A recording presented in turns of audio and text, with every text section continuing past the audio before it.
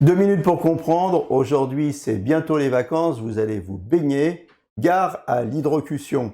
Alors, l'hydrocution, qu'est-ce que c'est? C'est la question que je vais vous poser. Jérémy Guy, vous êtes infirmier réanimateur en pédiatrie. L'hydrocution, expliquez-nous. L'hydrocution, ça va être lié à une variation de température qui va être importante, comme par exemple quand on rentre dans de l'eau qui va être inférieure à 20 degrés par exemple. En fait, ce changement de température, c'est l'hypothalamus qui va le voir. Donc l'hypothalamus, c'est le chef d'orchestre de l'organisme qui va gérer la thermorégulation. Face à une variation thermique qui va être importante, il va créer une vasoconstriction, donc un resserrement réflexe au niveau des vaisseaux sanguins, qui va conduire à une augmentation de la pression artérielle.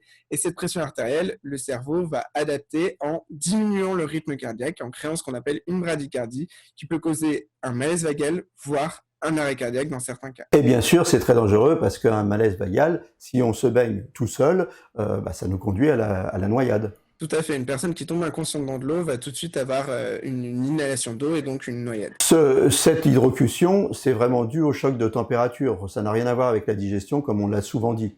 Non, il n'y a aucune étude qui fait le lien entre la digestion et l'hydrocution. C'est vraiment lié uniquement à la variation de température. Alors, qu'est-ce qu'on fait et qu'est-ce qu'on ne fait pas? Alors, qu'est-ce qu'on fait? Eh ben, on peut tout simplement se mouiller la nuque. La nuque est dotée de plein de capteurs thermiques et du coup, on va informer l'hypothalamus de cette variation de température à venir, ce qui va permettre de faire une vasoconstriction plus fluide et moins brutale. Donc, comme ça, on va éviter le malaise vagal tout simplement.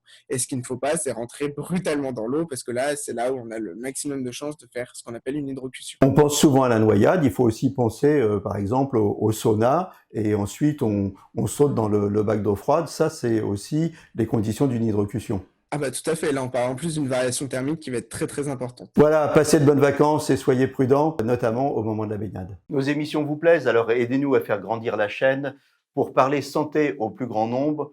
Partagez, likez, abonnez-vous.